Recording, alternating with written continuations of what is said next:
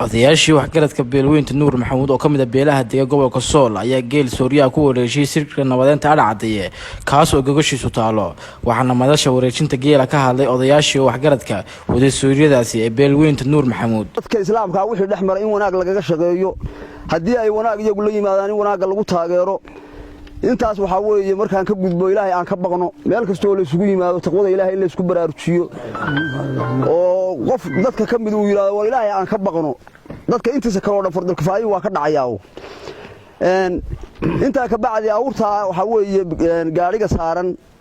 hadaan nahay reerka la yiraahdo Nuur Maxamuud awrta waxa loo waday Soomaaliya loo waday dadka qaar baa waxay yiraahdaan reer hebel baa gobosha dhigay waranagu reer hebel meesha kuma aragna waxaan u aragnaa jifi isku reera raasa xigta tola sokeeya gacala jifi waliba hoose isku siiya oo Nuur Maxamuud iyo Wacays Maxamuud la gudboon baanu anagu u aragnaa Siyaad Maxamuud anagu wax reer loo kala sheego uma aragno ninka reeraha u kala sheegaya reer hebel iyo reer hebel waa nin ujeedada baydeela tahay ragga waxa weeye aad aragtaan ee gaariga ku waday xoolaha laba shay bay u socdeen waxa weeye markii hore Soomaaliyadaas ay wadeen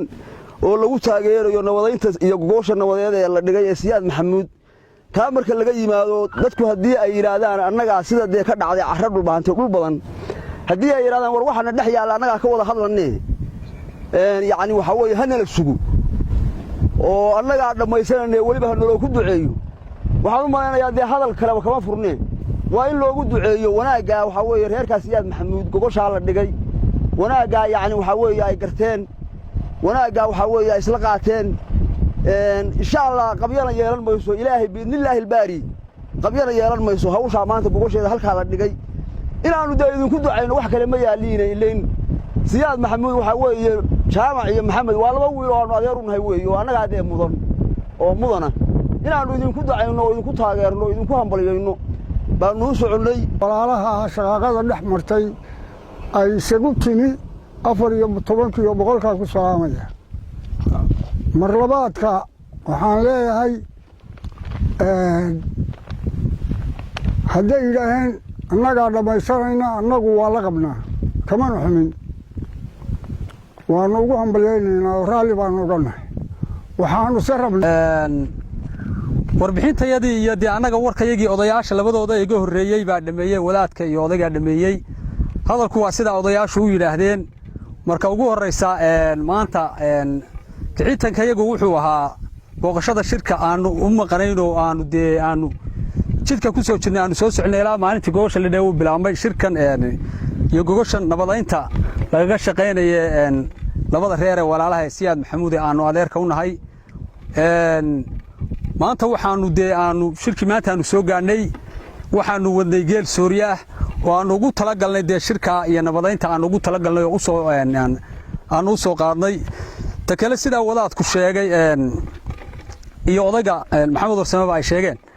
waxa weeyaan waanu la qabnaa Siyaad Maxamuud waxay yiraahdeen annaga dhamaysanay cidina dhex waanu ku raacsanahay waanu kula soconaa waanu taageeraynaa waanu u duceynaynaa ducadana de annaga ka mudan iyagoo de waa laba wiil oo walaalo aanu adeer u nahay de waanu u duceynaynaa horena waanu soo duceynay shirkana de waanu soo soconay kama aanu maqnayn de waanu maqnayn wasar hadiga weeyay waahidka ilaahu cudurka iyo colaada naga suuqi ilaahu biyaha Siyaad Maxamuud naas bay wada jiraan ilaahu ogeysiinay naas wada jiraan oo kala gacayl iyo laab ilaaha qaadirka uu sugu dhig